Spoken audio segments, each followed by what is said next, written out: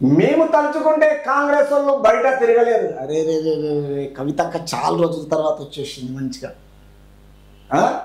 BRS వాళ్ళు తలుచుకుంటే కాంగ్రెస్ వాళ్ళు బయట తిరిగారంట. అరే రే రే చిన్నపిల్లల కాళ్ళు అంత పాపం భయపట్టియకు, దండం చేస్తారు పాపం. ఎందుకంటే మీరు తలుచుకుంటే మీ కుటుంబ పరిపాలన 5 మంది తలుచుకుంటే బయట ఎవరు తిరిగారు తెలంగాణ, అంతే కదా. అయితే కరెక్ట్, మీరు తలుచుకుంటే కాంగ్రెస్ వాళ్ళే కాదు ఎవరికైనా తిరిగారు. ఎందుకంటే ఆస్తులు పెద్దగా అయిపోయినాయి కదా, బాగా సంపాదించుకున్నారు కదా, తెలివితేటలు ఎక్కువైపోయినాయి, ధైర్య సాహసాలు ఎక్కువైపోయినాయి. కుటుంబ పరిపాలన మొత్తం ఆస్తుల మీద పడేసి మొత్తం తెలంగాణ టోటల్గా దోసుకున్నారు కదా. ఢిల్లీ దాకా పోయినావు, తెలంగాణ ఆత్మగౌరవాన్ని అక్కడ తాకట్టు పెట్టినావు. లాస్ట్కి వచ్చి ఇలా కాంగ్రెస్ వాళ్ళే కాదు తెలంగాణలో ఎవరికైనా తలుచుకుంటే, మీరు తలుచుకుంటే, ఎందుకంటే మీరు ప్రాంతీయ పార్టీ కదా, జాతీయ పార్టీ అయితే నిరూపించలేకపోయారు కదా, నిరూపించలేరు. కాబట్టి ఇప్పుడు మీకు ఏమైపోయింది, ఒక జాతీయ పార్టీలో ఒక ఫీల్ వచ్చేసింది. ఆ ఫీల్ వచ్చేసి మేము తలుచుకుంటే కాంగ్రెస్ వాళ్ళు బయట తిరగలేరు, ఇక భయపడతారు, పోయి ఇళ్ళగా దాగుకుంటారు. కరెక్ట్, చాలా కరెక్ట్ చెప్పినావు, గుడ్.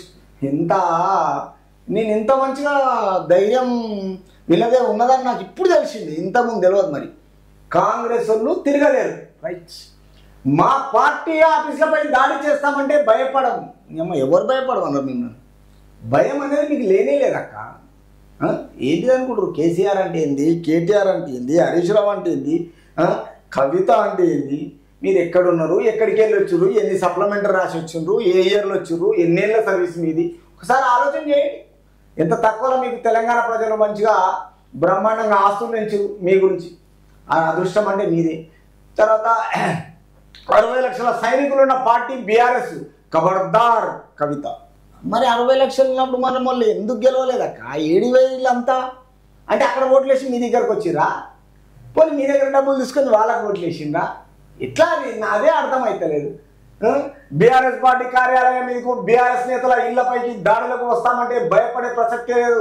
ఎమ్మెల్యే కల్వకుంట్ల కవిత అన్నారు.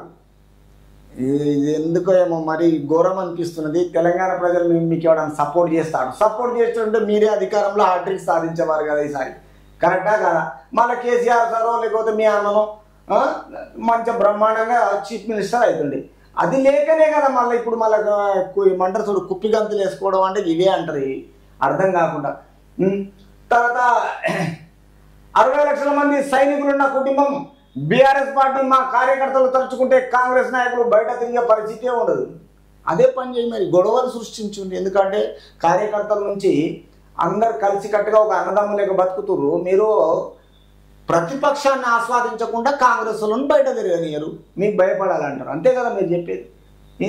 ఎంతవరకు కరెక్టో అది అర్థమవుతుంది. ఖబర్దార్ అంటూ హెచ్చరించారు. బీఆర్ఎస్ పార్టీ కార్యాలయం వైపు కన్నెత్తు చూసిన పార్టీ కార్యకర్తలు ఊరుకోరని సృష్టించారు. పార్టీ కార్యకర్తలు వస్తారో కానీ మిమ్మల్ని చూస్తే అయితే ఎవడూ రాడు, బాగా గుర్తుపెట్టుకుని అనవసరంగా ఇట్లాంటి మాటలు మాట్లాడకుండా జనాలు మొత్తం విసుకెత్తిపోయింది ఇప్పటికే మీ మీద. యాదాద్రి భువనగిరి జిల్లా యాదగిరి గుట్ట లక్ష్మీనరసింహస్వామి వారిని బుధవారం ఆమె దర్శించుకున్నారు. సంతోషం, ఏముంది, దర్శించుకుంటే ఆశీర్వాదం దొరుకుతుంది దేవుణ్ణి. కానీ నువ్వు ఆడికెళ్ళి ఖబర్దారులు కాంగ్రెస్ అధికార పార్టీ ఇట్లా అట్లా అని నువ్వు భయపడిస్తాము, అసలు కార్యకర్తలు తిరగనీయము, మాకు 60 లక్షల మంది ఉన్నారు, ఏందో అది అర్థమవుతలేదు మాకు అర్థం కాకుండా ఉన్నది మరి. ఇక తర్వాత బైపాస్లోని బీఆర్ఎస్ కార్యాలయంలో విలేకరులతో మాట్లాడారు. రౌడీ ముఖాలను వేసుకొని పార్టీ కార్యాలయంపై దాడి చేసే సంస్కృతి కాదన్నారు. ఎవరికి? ఇప్పుడైతే మీరే అంటున్నారు అది కాంగ్రెస్ వాళ్ళని తిరగనీయమని. మరి రౌడీగా మీరన్నది ఇప్పుడు ఏమంటున్నారు? రౌడీ మూకలు అనేది మీరన్న మాటకే ఖబర్దార్కు వర్తిస్తుంది, కాంగ్రెస్కు వర్తించదు. మళ్ళీ ఇప్పుడు తిరిగి ఏమంటుంది? మూసీ నది తర్వాత ఈ వేసుకొని మీ మూకలను వేసుకొని పార్టీ కార్యాలయంపై దాడి చేసే సంస్కృతి మాది కాదంటున్నావు. అది నువ్వే అంటావు, ఇది నువ్వే అంటావు, మరి ఏది నమ్మాలి? మూసీ నది కాలుష్యానికి కారణం కాంగ్రెసే అని ఆమె ఆరోపించారు. మరి మీరు ఏం చేసిరు? అప్పుడు ఏం చేసిండు? మీ అన్న బయట పోయినప్పుడు యూకే యుఎస్ అన్నీ పోయొచ్చి ఏం చేసిండు? మూసీ నది గురించి ఏం చేయలే కదా, షాడో సీఎంగా కొనసాగిండు. మీరేమో ఇట్లాంటి లిక్కర్లల్లా దందలల్లా అన్నీ మొత్తం చేసేసి లోపలికి పోయొచ్చు తప్ప ఏం చేసింది ఏముందా కనిపించదా జనాలకు? అంతకుముందు యాదగిరిగుట్ట ఆలయం వద్ద కవిత విలేకరులతో మాట్లాడుతూ ప్రతి నెల స్వాతి నక్షత్రం రోజున గిరి ప్రదక్షిణ చేయడం ఎంతో ముక్తిదాయకమని, తనకు గిరి ప్రదక్షిణ చేసే అదృష్టము కలగడం గొప్పవరమని కవిత అన్నారు. అమ్మా నువ్వు చేసింది మంచిదే, నీ ఆశీర్వాదం నుంచి చేసుకున్నావు, కానీ ప్రజలకేం ఒరిగింది ఏం లేదాడా, నువ్వు దర్శనం చేసుకుని వచ్చినావు అని క్లియర్గా కలిసిపోతుంది. ఇక్కడ అధికార పార్టీకైనా పాలక వర్గానికైనా ఇలా ప్రజలకైనా క్లియర్గా ఏంటంటే చాలా రోజుల తర్వాత ఈ శని అంతా పోని అనుకొని దేవుడికి ఏదో మొక్కి ఆశీర్వాదం కల్పించమని మొక్కి వచ్చినావు, అంతకుమించి ఇంకేం లేదు.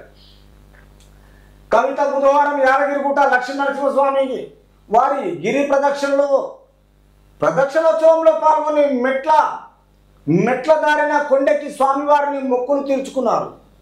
దేవుని ఆశీర్వాదం వల్ల కవిత వారికి మంచి ఆశీర్వాదం దొరికింది. కానీ ఈ విషయంలో ఆమె విశ్లేషణ ఏంటంటే టీఆర్ఎస్ బీఆర్ఎస్ కార్యకర్తలు కరెక్ట్గా 60 లక్షల మంది ఉన్నారంట, వాళ్ళు గెలవలేదంట. ఈరోజు కాంగ్రెస్ పార్టీని బయట తిరగనియారంట, కబడ్దారని ఆడపోయి మీటింగ్ పెట్టింది. ఇక్కడ హైదరాబాద్ తెలంగాణను తీసుకుపోయి తెలంగాణ రాష్ట్రాన్ని ఇక్కడ బీఆర్లో పోయేసి జై తెలంగాణ అని తాకట్టు పెడుతుంది. ఇక ఇక్కడ ఉండిన లక్ష్మీనరసింహస్వామి దగ్గర పోయి మీరు కబడ్దార్, మా కార్యకర్తలు తెచ్చుకుంటే మీరు కలిగితే ఎక్కడ ఉండరు, ఏం తిరగలేరు, మాకు ఇంతమంది బల్గము, మా బలహీనత అని ఆమె చెప్తున్నారు. తెలిసి వినాలి మరి మనమే. ఈ విషయంలో తెలంగాణ ప్రజలు తీసుకున్న నిర్ణయం ఏంటిదో వాళ్ళే చూస్తారు.